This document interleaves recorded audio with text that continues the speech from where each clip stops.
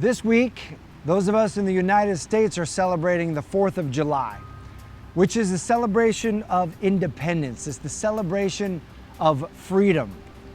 Now, all human beings, all of us around the world have that same yearning. It's one of the most natural desires as human beings, is that desire for freedom, the desire to be free. And if you're blessed to live in a free country, then you're blessed like I am to have freedoms, to have the freedom of speech, to be able to speak your mind, to speak your heart, to be able to speak up for the things that you believe in and to speak against the things that you oppose. You've got the freedom to be able to pursue the career that you would love, to be able to choose any vocation that you want.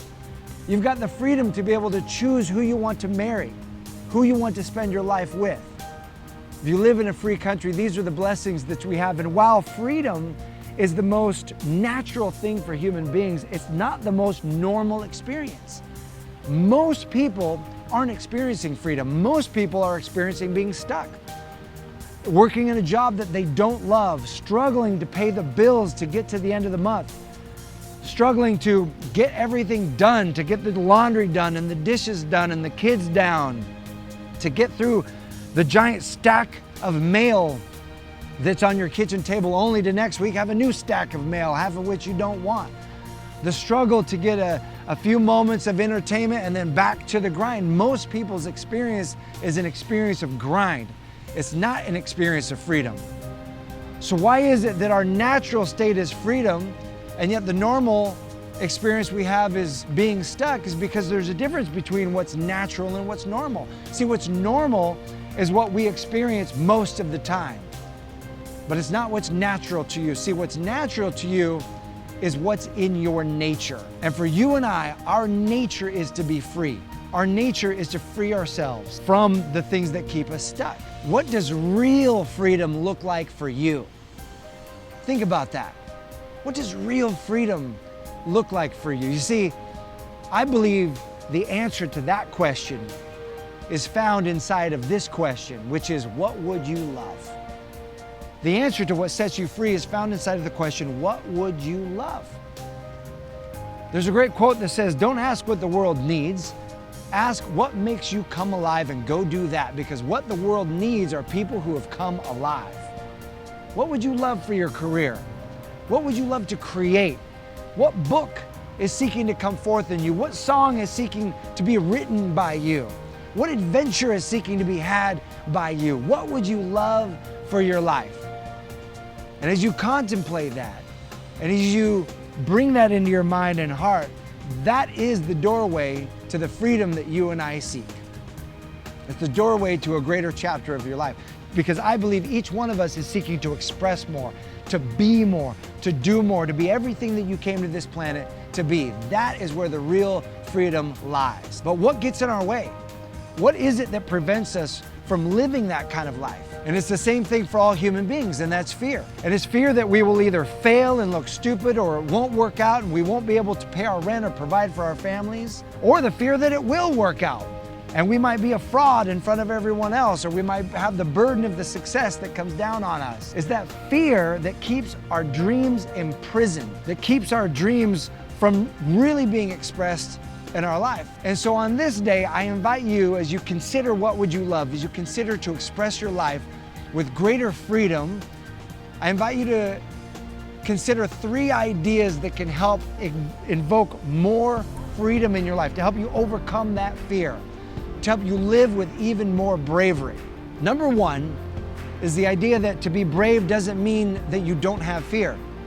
There's an old saying that says, to be afraid means having wet pants, but to be brave means moving forward with wet pants. And I love that, because as human beings, we're all gonna be afraid, we're all gonna have that fear, but are we willing to move forward in spite of the fear? Are you willing to force those butterflies to fly in formation and to take a step towards what you would love, even while having the fear? Idea number 2, what if the freedom that you're yearning for, what if that dream to have the book or the dream to live your dream career, what if that was actually a calling? It wasn't just coming from you. See, I believe that your higher power and my higher power calls us to greater expression of ourselves. That calling in you is life seeking to emerge through you, by means of you, to be expressed into this world. And then if you don't bring your gifts to the world, those gifts will never be brought to the world. And so I like to think about, what if this is a calling for you? What if this is your higher power beckoning you forward? And when you lean into that, knowing that you don't have to have it all figured out, you don't have to know how it's all going to work out. And that no matter what you face on that journey, when you're moving in the direction of your calling, no matter what obstacle, no matter what challenge you face, you and your God will be able to handle it. You want that new career, that new relationship, that book, that piece of art, that music, lean into that, go for it. No matter what you face, you and your God will be able to handle it. And number 3 is to view criticism as the good news. Now that's an awkward idea, that might be a strange idea at first, but consider this. Everyone who does something great, everyone who goes after their dreams, everyone who shines their light in the world experiences criticism. That's the tax that we pay. That's the price that we pay to express yourself. You're gonna have people who are dissatisfied with their own lives, they're feeling stuck in their own way, and so their own way to lash out is simply to criticize. You know who doesn't get criticized? The person who's not growing, not expressing, not dreaming. That person doesn't get criticized. That person plays small. They're never actually even seen. So know this, what if criticism was the good news? What if criticism by others was a sign and a signal that you're living your life in a bright enough and bold enough way that other people are taking notice? And not only will there be criticism from people who are trying to drag you down, which there always is, but you will be a blessing to those that you are uplifting by means of your light in the world, by means of your creative expression, by means of you using your voice or your artistic talent or your passion. That will ignite others. And as others are ignited, then they will ignite the world. So what if criticism was actually a good news sign that you're actually igniting others? So on this day, on the 4th of July in the United States, I invite you to celebrate your freedom.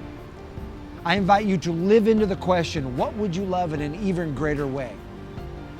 I challenge you to do that this day. And let it start right here. If you were to live into in an even greater way, what would you love? What would that look like for you? Write your own declaration in the comments below. What's something that you would love to express in the world in an even greater way? Post that in the comment section below. And let that be the first step in living into an even greater, more fully expressed version of who you're meant to be in this world. I celebrate you. I honor you for the light that you already are and that you will be. And I'll see you soon.